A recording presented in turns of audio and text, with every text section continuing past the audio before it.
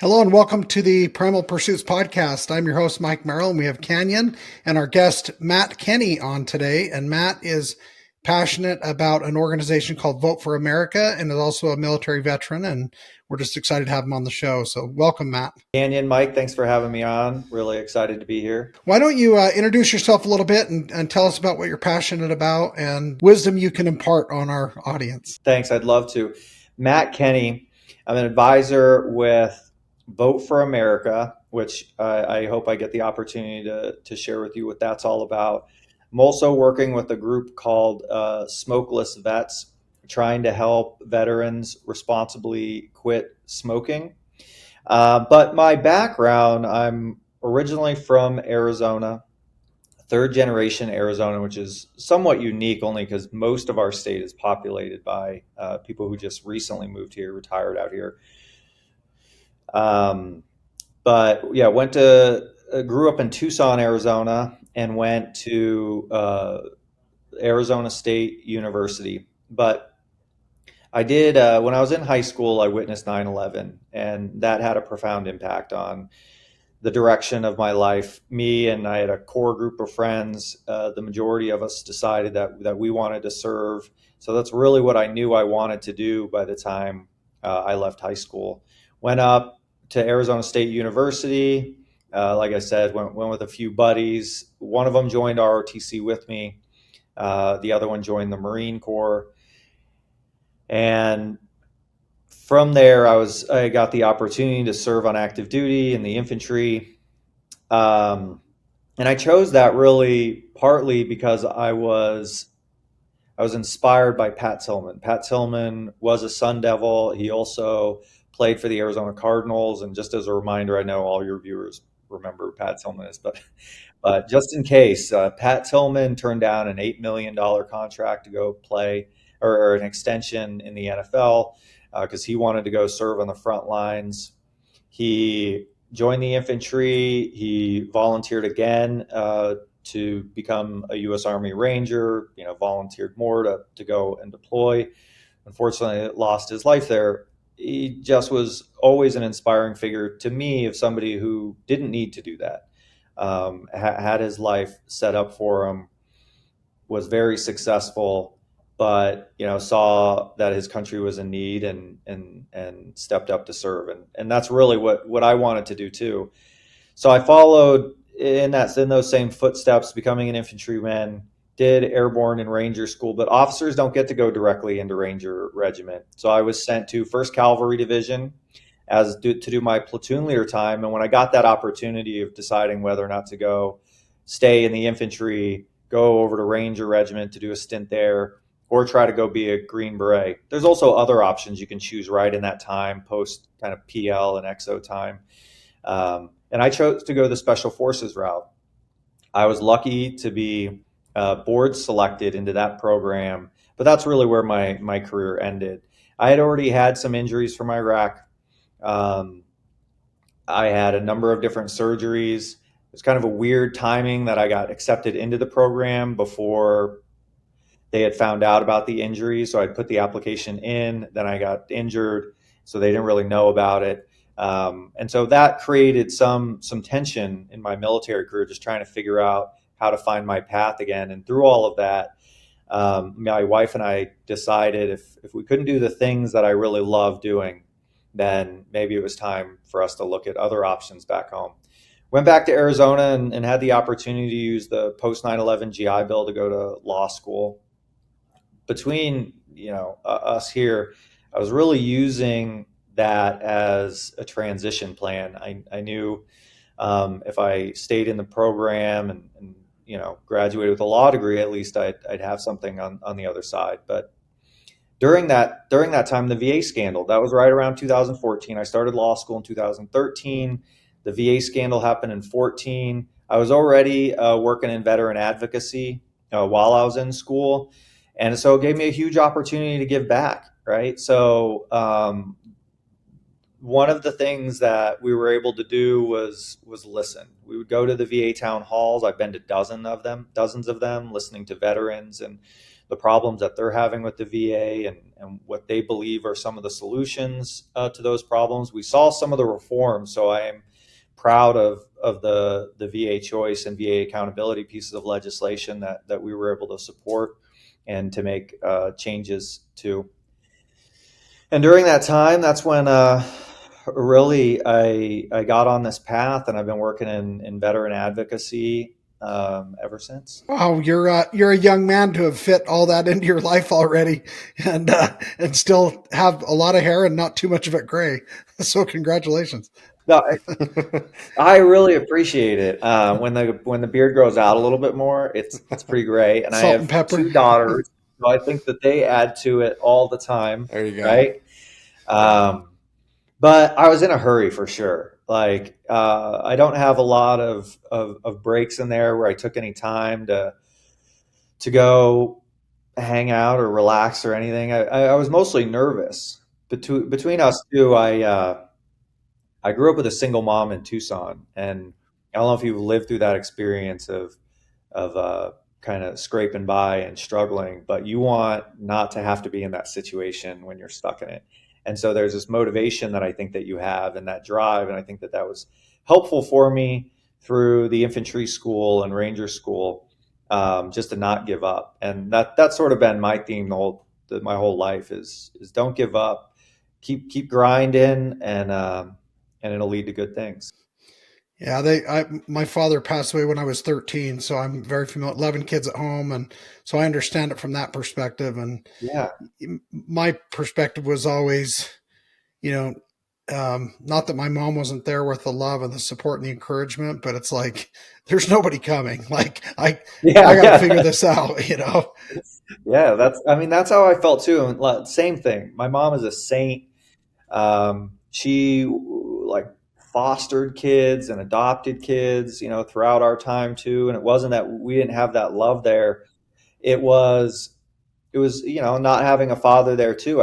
I look back and I see how important having two parents and having a father at least would have been for me and my sister and my brother too. It's tough to do that, but you do get, as the silver lining, this motivation to be like, I don't want to live that way. I don't want to like be that way. And it's not that our mothers, I think, could have ever guessed that that's how life was going to turn out, because I know that my mom didn't. And she was a U of A student when she met my dad and dropped out, because she was in love and they were starting a family, which all made sense. And then you don't know, you just don't know how it's going to turn out and how it's going to change. And when you get in a position where you need to just care for your children, I think you do everything that you have to. And so that's part of it too, is I really want to give back. And I think I do, make my mom's life a lot easier now than it was back then. Yeah, that's amazing, and it is amazing what you learn. And we very very similarly. My youngest sister was adopted. We had foster children in our home, dozens of them over the years growing up, and we even had two that lived with us for a year and a half after my dad passed away. So, I mean, it was as long as there was space for somebody else to help. My parents were always so great to do that. So I did learn that side of things as well. Aside from being gritty and counting on yourself, you also found a way to help others. Well, and you know how meaningful that is too, whether it's a server or just somebody who needs help. I could always see it in their eyes and almost feel that same way that they did when people would help me when I was a kid like that too. And so I always try to give back, especially to individuals that seem like they're in similar situations that I was in growing up. Yeah, that's amazing that you've turned that education, that School of Hard Knocks, into what you have, and you continue to serve with it and lead a life of leadership and service the way that you have. Thanks. I appreciate it, Mike. It's also, I think, along that journey, serving the military, you have a greater purpose. And when you get out of the military, and I noticed this pretty early on, and this is a topic for maybe a different time, but I think that loss of purpose is what many servicemen struggle with post military, and I needed to find something quick. I'll share with you, I was really depressed. I mean, my wife wanted to go home. She was really happy. We now live within 10 minutes of all her brothers and sisters and her mom. And I love that we're that close. But I had this version of my life that was, me being in a foreign country, spreading democracy at the tip of the spear, and then it changed all abruptly, and I was like, man, I totally got screwed over, right? And then you're like, it takes you a little bit of maturity to look back, and then I'm like, well, I was falling apart, right? And I was falling apart quick. I wasn't built like a professional athlete. It was apparent to me pretty quickly that things were going downhill. I have a fake hip already. I was fake hip, back fused, couple knee surgeries, all before I was 30. I guess the hip replacement I think was at 32, but it just happened. You know what I mean? And so I look back and I'm like, had I been in one of those countries and something happened, I would have just been this giant liability for all of my other service members. So anyway, you get this other perspective as you grow and see that maybe this was the right path for you. But anyway, my point is, like, I was in a dark place because I didn't know where I was going to go, but it was finding that purpose again, and it was, you can still give back, and you just give back in a different way. Plus, it's not as, I'm not carrying a rucksack anymore, which I really appreciate. People are like out there all the time doing those, I don't know, like living the life of a soldier for 10 days or whatever. And I'm like, y'all are nuts. I'm Doing not the putting that thing on ever Murphs. again. Yeah. Yeah, yeah, yeah, yeah. Yeah, that's Canyon right there. Have you done it? I've done it once, but Yeah, nothing how, crazy. no, I'm not, I Nothing wasn't, crazy. I just meant like me as a guy, like I'm already like, I don't want to do that stuff anymore. It's hard for me to like want to go camping anymore, to be honest with you. They've ruined camping for me. Yeah, if it wasn't bow hunting involved with camping, then yeah, I love it. No, no, no. But I think, yeah, we had that in there, and that'd be a blast. Get a hunt out of it. You mentioned that a lot of veterans kind of lose fulfillment or purpose after serving. Why do you feel that is? Is it the day-to-day life that they're used to it get switched up, or what?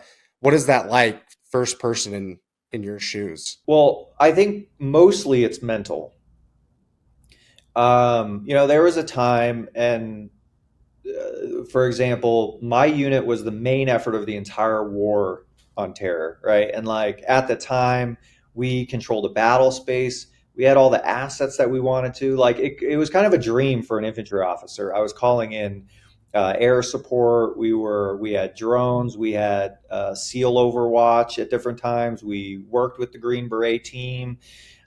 We worked with MIT teams, which were like regular Army sort of versions of SF teams. I wouldn't want to call them that. They don't go through that training. They're not specialized in it, but they're there to help the regular Iraqi Army and Afghan forces, learn regular tactics. So, you really had that opportunity, but more to what I'm getting at is like you really are, the tip of the spear of American foreign policy. I mean, that is what the military is. Um, it is crazy to me the different times. Some of my favorite memories, right, were like getting picked up by a helicopter after a mission, and you're like, you're doing it, and sometimes you come home and you see it on a video game, and you're like, that was actually my life, right? Like that's the shit that I was doing. Like you could see how you're like, man, I'm kind of a disappointment now. Like I don't get to go do that cool stuff anymore. That's not me. Those are some other young guys, and I think so. I think part of it is you don't realize when you're in it the camaraderie, the tightness of your military unit. I feel it now. The only as much as you maybe want to talk to a mental health professional, and I do advocate for that, and I have as well, and there's nothing wrong with it. I don't think that I get the same sort of value as I do when I'm just sharing war stories with my buddies. So like, and I think that as a side note, veterans are starting to see how important that is. I recently had a friend who committed suicide, and it was a huge impact on. He was a platoon leader with me when I was in Iraq, and it was shocking.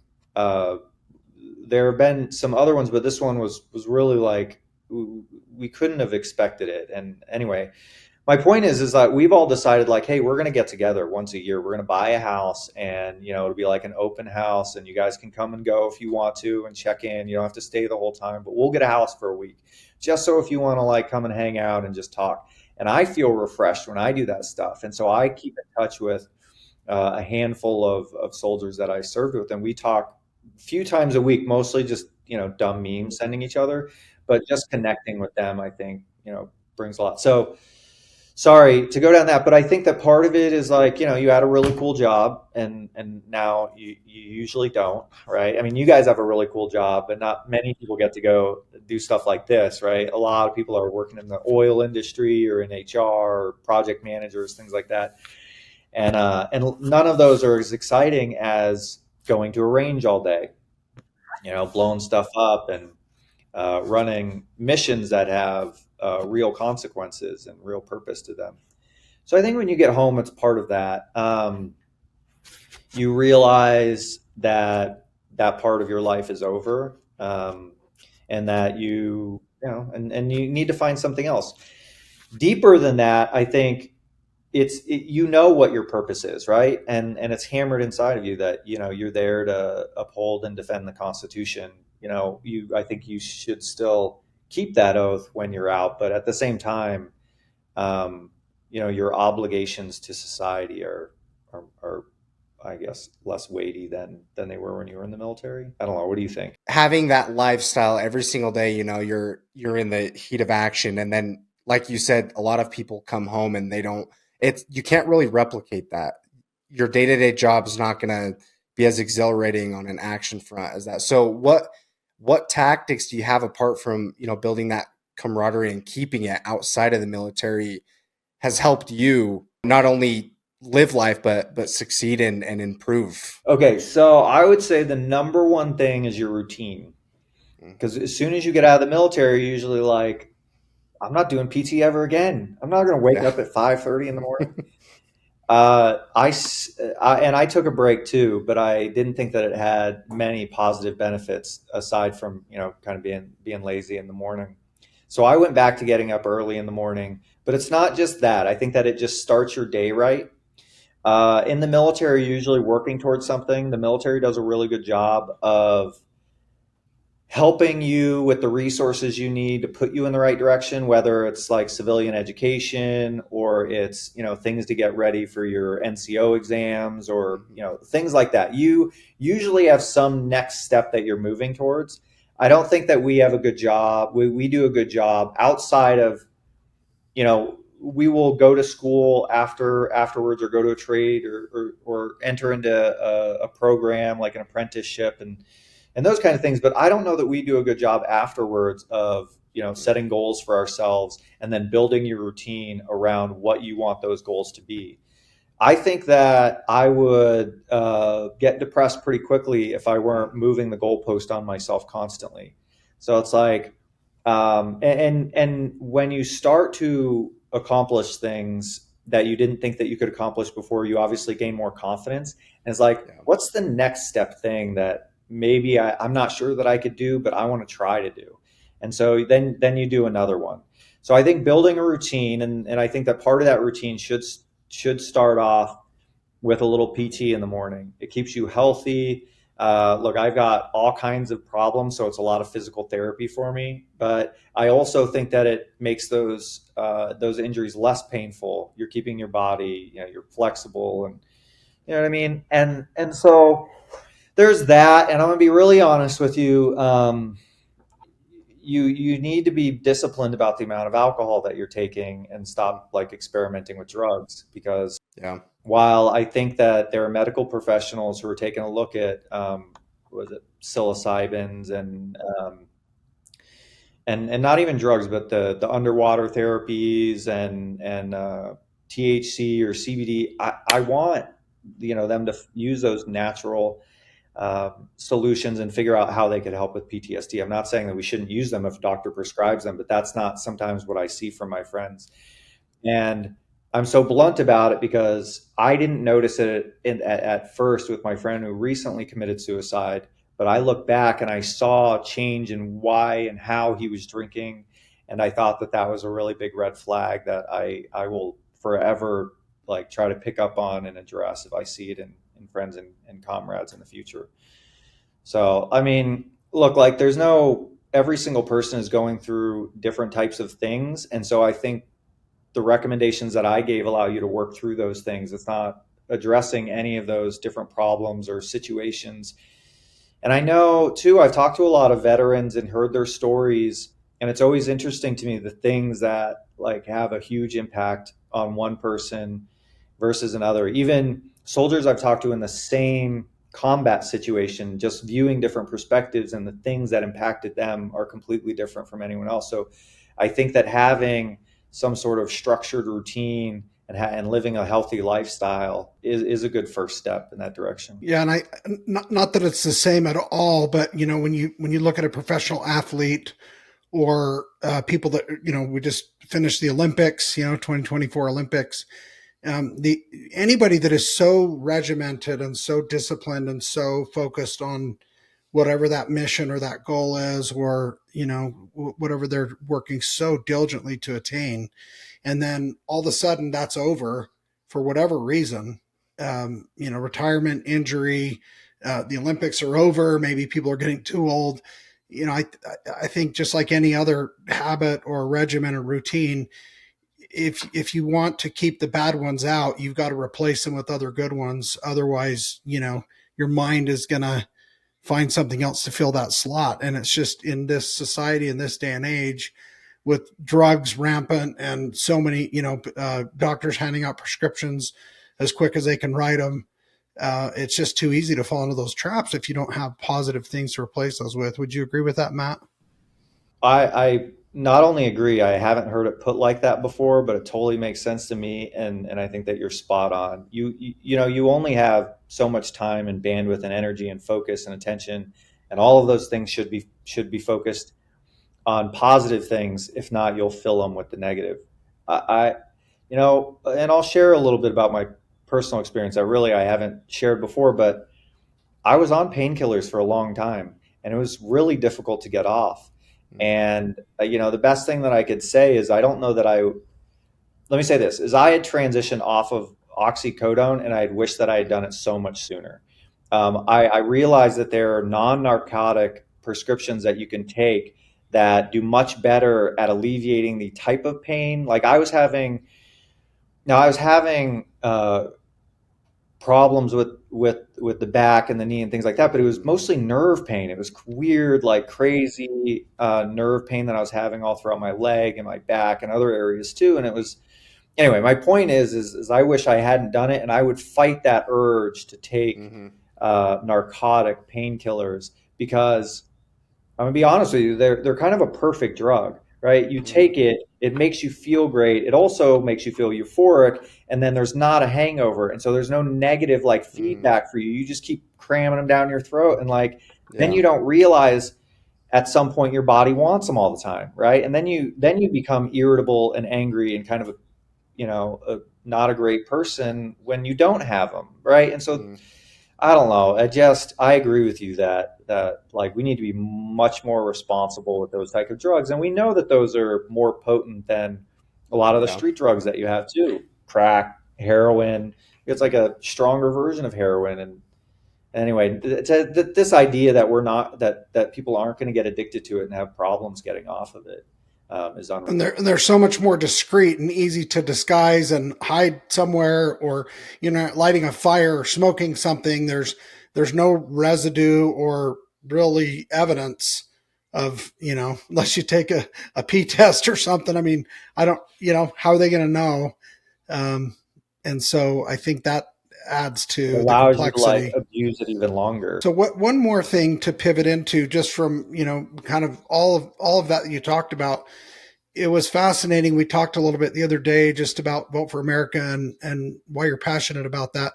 I know Canyon and I were both just shocked and astonished to find out the low participation rate of veterans in voting. And what can you share about that, and how can we help elevate and get your voice out and get the word out of why it's so important that veterans plug in, for those veterans listening or others that are connected to veterans, to help encourage them to get involved? I've seen polls that show that anywhere between 60 and 80% of Americans, don't believe that we're on the right path, don't think that we're doing as well as we should be, or some combination of that. And I'll tell you that there are only 26% of our veteran and military population that votes. Wow. To give you put that into perspective, there's 63% of our civilians who vote. Now, when we talk about registered voters, you've got 63% of veterans who are registered to vote and 85% of civilians who are registered to vote. So we have a lot more veterans who are registered to vote that aren't voting, but even more so, we don't even keep up with the civilian population in the registration, in the voter registration column. If you care about those policies, if you care about what your military is doing, if you care about your hunting rights or your Second Amendment rights, or you're shocked that America has over $30 trillion in the national debt, part of the problem is because of the people that we're sending to Washington. And I think if you want a bigger impact, a bigger say on the people that we're sending to Washington, if you believe that there needs to be a change, then you need to get out there and vote. You need to register to vote. You need to make sure you show up at the polls. You need to register your friends. You need to make sure your friends show up at the polls too. And so I think that you'll see a country that you like a lot better if we get more veterans, military personnel, but let's expand that to our hunting community as well. And I think that we could change the country, or at least we could change some of the representation that we have in this country and elevate some better voices. Yeah, the swing is so. I mean, just usually the margin of victory in a general election is so minuscule. It's like if everybody told a buddy that they may know isn't voting, or if you asked your friends, hey, are you voting? I think we all know people that probably don't, whether they admit it or not. And so just asking and inviting and opening up the conversation, maybe you're going to encourage somebody who is like-minded like you. And I have to believe a lot of veterans probably have a similar political perspective. I think, them having boots on the ground, and like you mentioned multiple times, being the tip of the spear. I mean, very few people have a perspective that they have at the implications that political positions take, especially when it comes to foreign policy, as you mentioned. So it's crazy to me that they're not twice as passionate and plugged in as somebody who doesn't really know that firsthand perspective. I guess I understand it a little bit. Only you move a lot. Not that I was permanently stationed at these places, but I was in 7 different bases in the 6 years that I was in. Most of them in the first 18 months. I really went back and forth between Benning Hmm. to Hood, back to Benning. But in between there were trainings, and you bounced around a lot. And so I could understand, you get a little bit disconnected from who you should be voting for, and what's going on the ground. I think that we don't make it really super easy to vote when you're deployed, and so that maybe gets you out of the practice of it a little bit. Hmm. I'm not saying that any of these are excuses. We need you, right? We need you to register to vote. We need you to turn up to the polls. It's interesting that you're the political arm, or I mean, I'm sorry, the military is an extension of the U.S. government. And you would think, just like people that work for the U.S. government, that at work, I mean, we do it. We've done it in every business I've ever had. People get the day off when it's election day. I mean, it's like, yeah, I would rather have you go vote than go frame a house today. Honestly, It should be a national holiday. Everybody should get the day off for the most part. I mean, or at least a section of the day to go and vote. But it should be a national holiday. I believe in that.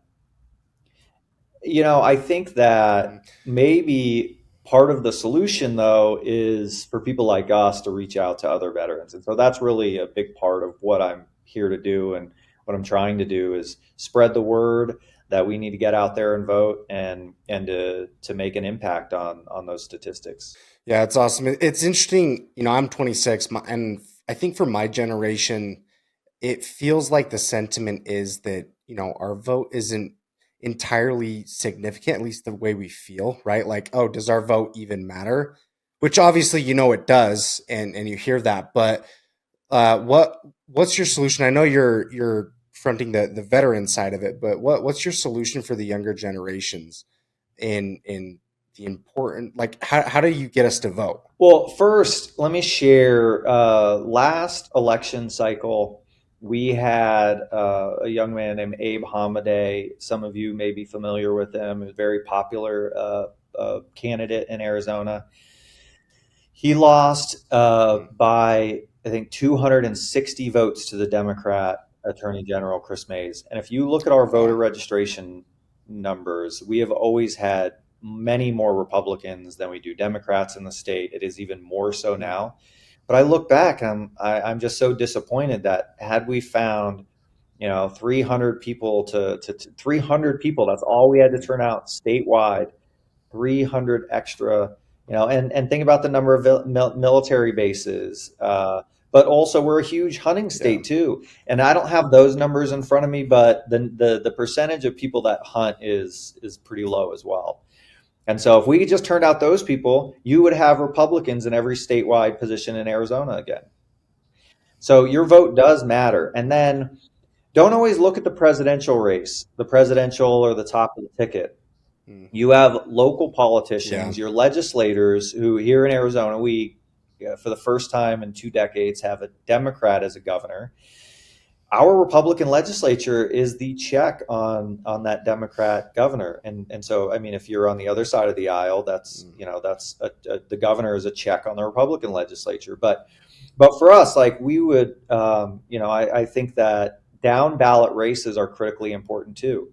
We almost forget about this type of federalism in America, in which a lot of the decisions being made are made at your city council or your town level, right? You're pissed off about what housing is being built or not being built in your community. That has nothing to do with your federal office holders. That all has to do with your local politicians who are telling you what you can and can't build. And those people are pretty easy to replace. Those people are getting a few hundred, few thousand votes. Right. Then you have, like I said, your legislators, but all of these different political positions need your votes, and you can make a huge impact on a certain number of these races, even if you feel like you're not making a huge impact on the presidential race. But I will argue, if you know how our system is set up, and you understand the Electoral College and the state that you're in, I think that there's a valid reason for you to want to vote and to encourage others to as well. Okay, as a young person, you currently just saw an election cycle where the majority of Americans 2.5 years ago said, we do not want these people on the ballot, right? They're too old. We want young people, right? And what did we end up with? The 2 old people back on the ballot, right? Both of them. The oldest 2 candidates for president in American history. And so, like, if you want to see younger people, you want to see fresher ideas, if you're tired of the old ways of doing things, there's only one way to solve this. And in Arizona too, the majority of our primary election voters are older, right? The largest voting block is a segment, right, is over 50 or 55 years old. So think about the incredible impact that they would make if there was a wave election in which a ton of young people decided, you know what, we're going to register to vote this cycle. We're going to get politically engaged, and we're going to voice our opinion. You'd flip election. Which, if you want to change the future, I mean, you got to change the present. And you think about that. You think about these politicians like Tulsi Gabbard went from the military to she became a senator. She ran for president of the United States. She's now, she's changed parties. Had she never been elected to the Senate, she probably never would have run for president. She probably wouldn't have the platform that she has now. So how many other leaders are there that are waiting in the wings and that want to, that are passionate like you are for your cause, or that we are for causes that we care about, that maybe could have an opportunity to get their hat in the ring and maybe elevate into some of these other positions, which again, ultimately, that's what dictates the Electoral College, which dictates the presidency. So, I mean, you want to make a change. You got to start right here in your own inner circle, in your own community. And that's how these things happen. Right. Yeah. I think that young people think that there are so many other priorities out there, and I'm seeing it, as my kids grow Mm, up, and I'm sure you yeah. you did with yours as well. Um, and I don't think that they understand how important your elections are, and how much of an impact that they can make on the direction of the country. And so I do hope that they'd see the value in getting civically engaged. And you're absolutely right that they could find themselves in elected pretty positions, pretty easily. I think that, there is maybe a stigma or a feeling out there like, they're going to dig up everything about me and they're going to attack me. Well, I'll tell you, it's usually the opposite. You go to your LD, whether you're a Democrat or Republican, and the older members that are there, they're the first person to greet you and they're so excited that they've got some young blood in the meeting, and they're pretty quick to start encouraging you to run for office. And so I think that getting over that fear of just stepping in the room and getting involved. And I want to add on to that, and I meant to highlight this earlier because I think it drives the point home. I'll send it to you in a minute in the chat, but we are at one of those points in history where we have fewer former service members serving in Congress than ever before. It's really gone down since World War II, and that makes sense that World War II, would have the greatest generation, would have the highest number in there. But here, I've got this somewhere. I'll send this over to you. But that's shocking, right? And so I think that those are people that we should be recruiting into civil service as well. Yeah, that's just another unrepresented community that, again, a very critical, important part of, I mean, the most patriotic part of our civilization are those that have put their life on the line to protect the freedoms that we have. And if I got to choose somebody who can help influence those laws of our land and what those freedoms represent that we're fighting for, I want it to be somebody who has been in that position and been put in harm's way to protect me and our constitution and the rights that me and my family have. And when we don't have that, I think we have a complete disconnect. I mean, it's bad enough as it is with these career politicians and without term limits and all these other things where you've got people that are making tens of millions or hundreds of millions of dollars through one way or another on what's supposed to be maybe $130,000 a year salary as a senator. I don't know if this makes me an originalist, but I love the way that the founding fathers, sorry, I didn't mean to put my hands up, but the way the founding fathers talked about our country and representation, and that those members of the House of Representatives really, were just some everyday neighbor who were just sending to go make decisions out of our best interests. And somehow it's turned into like a celebrity political role for some people. And I'm not saying there are people down there who are doing some hard work, but you're right. I agree with you that we need to have term limits. We need to find other mechanisms to have young people serve in office. Yeah, I think it's important, obviously, for my generation specifically. I think we feel not only apart from the insignificance of the vote, which we just talked about, why it is important, but two, where do you look for the source of truth, right? There's so many headlines. You have headline culture and social media. Where do we go to understand the policies and get the actual truth from, what both side Marketing, their marketing, is right? representing. Yeah, there's more spin than ever before in politics. I think that it's really difficult. We've gotten into a place where the left is defining the right and then telling all of the left that this is why they're so evil, and you have it on the other side too, and like it's so difficult to figure out what is fact out there. Okay, so I think it depends on the topic. I think that you can start with the classics if you want to talk about, I think, political philosophy, and why I think that that's really important is because we're having some of those debates now between, your traditional sense of liberalism and populism, and what those ideas are, and what are the strengths and weaknesses of those different issues. And I think that that's important for you to see things through that lens first and foremost. I think it's also good to start out and understand what the founding fathers believed about our country, because that's a lot of what's being debated right now. And so, the Federalist Papers, the Anti-Federalist Papers. One of my favorites is Alexis de Tocqueville's Democracy in America. Lays a really good foundation for the way Americans, even, I guess he was French, but he was really describing America during its time. Um, I think also that once you have that foundational knowledge, I think it allows you to filter some of these ideas through oh, well, what types of ideas, are they really espousing? What are they trying to advance? And I think once you find yourself a home, when you're uh, when you decide that, say that you're a fiscal conservative, or you're a national defense hawk, or any flavor of those, right? If you were America First, which is its own political ideology too, right? If you're any number of those, I think it allows you to also see through that lens a little bit easier what the media is doing and what they're talking about and what sort of ideology they're perpetuating. What I notice a lot on the left is almost always the answer is that the federal government is here to solve your problem. Think about how that is core to the identity of the Democrat ideology, or let's say the Democrat ideology, even from the beginning, right? It's centralized government, centralized power, centralized decision making. Whereas I think a lot of people like us are no, that's actually what crushes countries and nations, and we've seen it throughout history.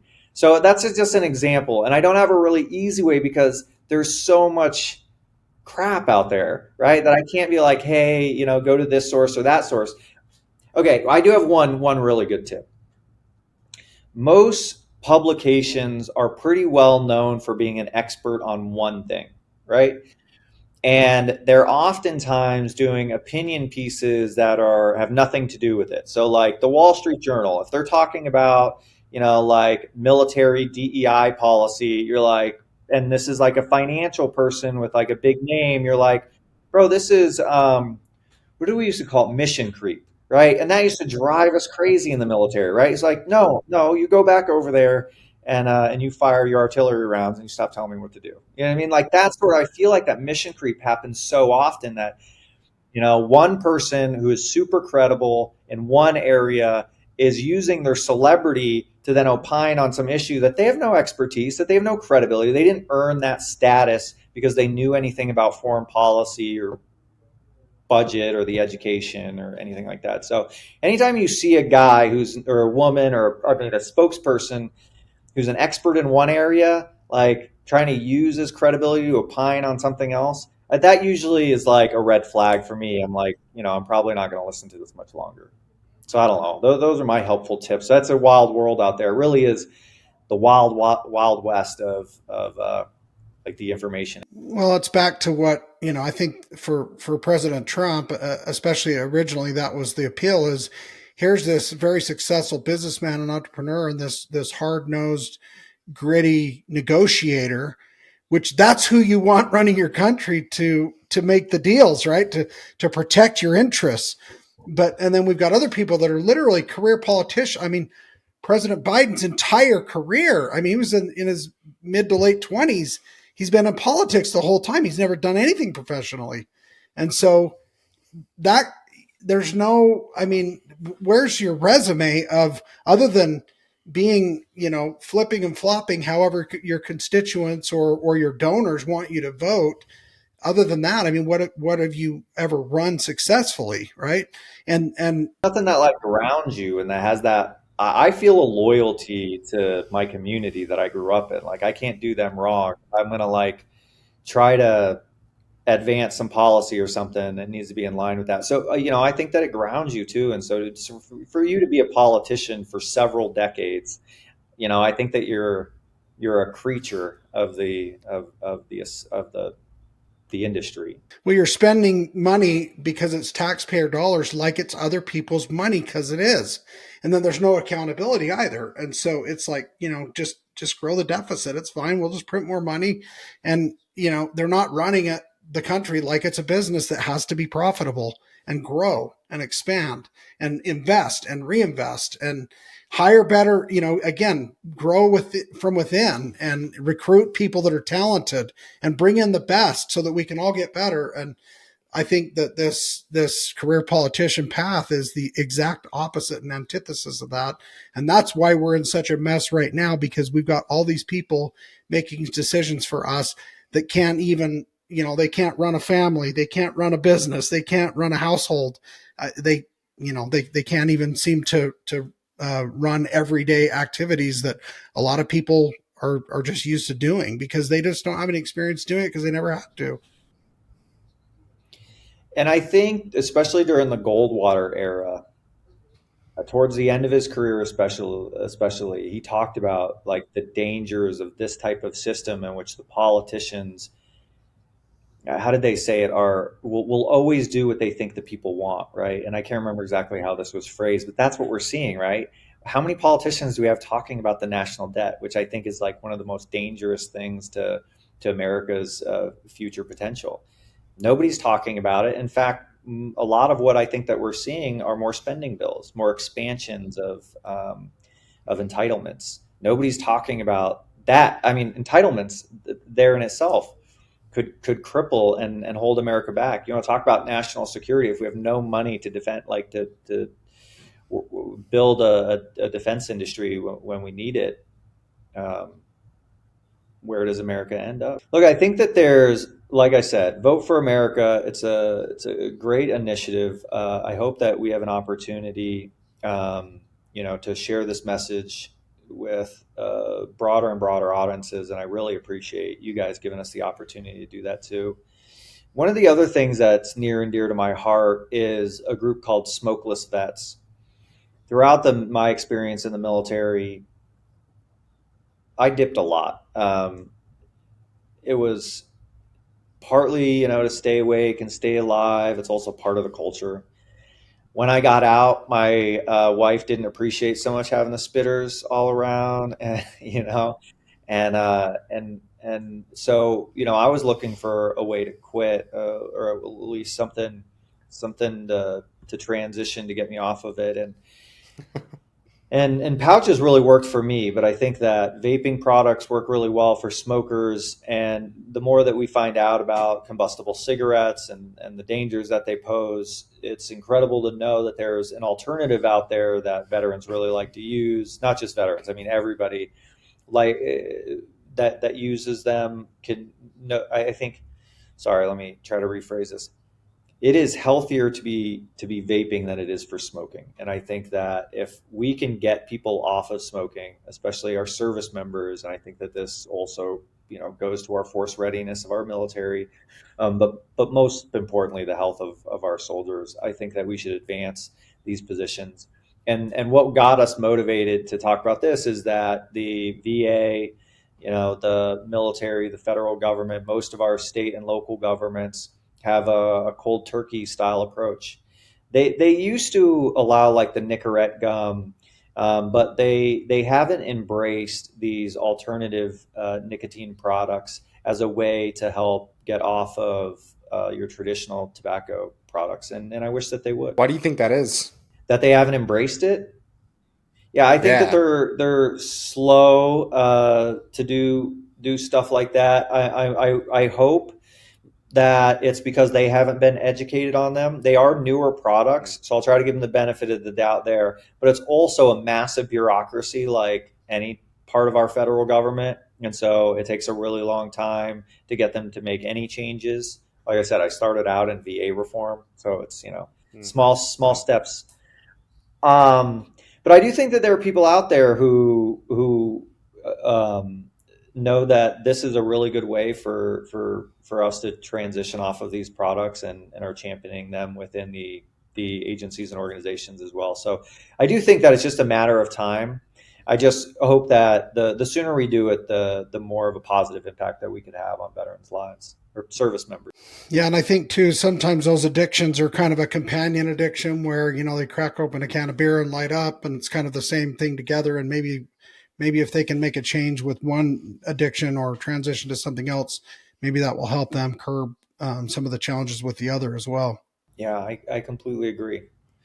And just so you know, like I did it, and every once in a while I'll throw a dip in because I enjoy it. But I prefer the pouches. They're cleaner, right? They're not. You don't need a dip, or I mean, you don't need a spitter, right? It's not like changing the color of your teeth. I don't know. I just think that they're overall a positive impact on our community. Yeah, well, this just highlights again there's a lot of challenges that environment has helped facilitate so many soldiers and veterans to getting trapped in, and overall they just need more help. We need programs that are more geared towards helping them heal from whatever that PTSD or whatever those addictions or whatever those things are that aren't good for their long term health. I think just raising awareness in general is something that I think there's not enough of it out there right now. Yeah, I agree with that. And I didn't hit that point, but you did earlier, and that's our mental health professionals use, in fact, advocate the use of those tobacco products when you're getting off of other things, even Mm. drug and alcohol abuse.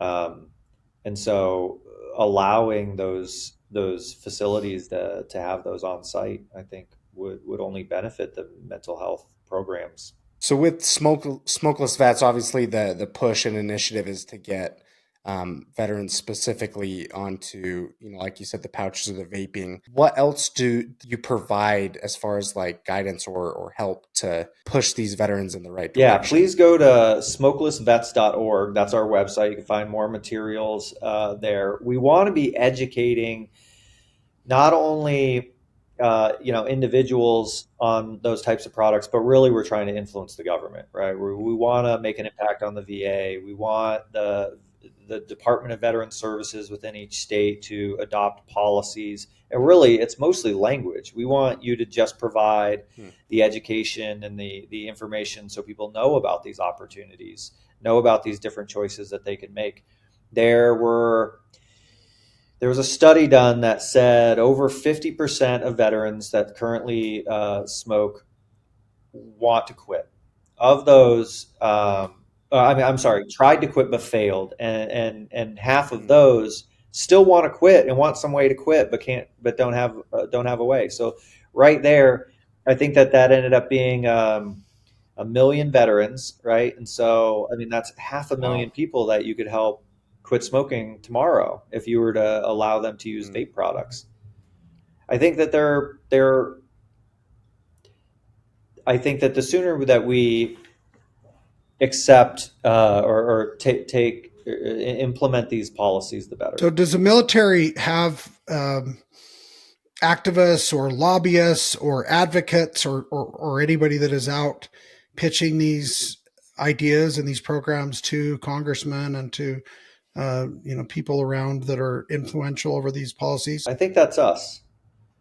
So I think we are having those conversations. We are trying to find some really good partners to work with to try to convince them of our perspective. And I think that we're making a lot of progress. We'll keep you updated. Yeah, that's great. I think that's the way to make the changes. Just keep it in their face so often and so loudly that they can't keep turning a blind eye or a deaf ear to it. But we would love for any of you to join the movement as well. We'll keep you updated on different things that you could do, learn how you can get involved, and just stay connected with us. Well, Matt, it's been a lot of fun having you on. There's certainly a lot we can learn from your experience, and most of all, we're surely grateful for your service and those of your team members, those that are still here with us, and especially those who are not. Your sacrifice is deeply appreciated by so many of us that are proud Americans and that want to fight for our freedoms like you in the capacity that we can. So thank you for your example and for your valor and for sharing your message with us today. Canyon, Mike, thank you so much for having me on. I had a blast. I really enjoyed it, and hope you guys will have me on again someday. Yeah, it sounds good. We'll have to get an update down We'd the love road to. and see how things continue to progress. But in the meantime, we'll share in our show notes the links and the different things that people can get involved with. And we hope to continue to help fly the flag and raise your voice here.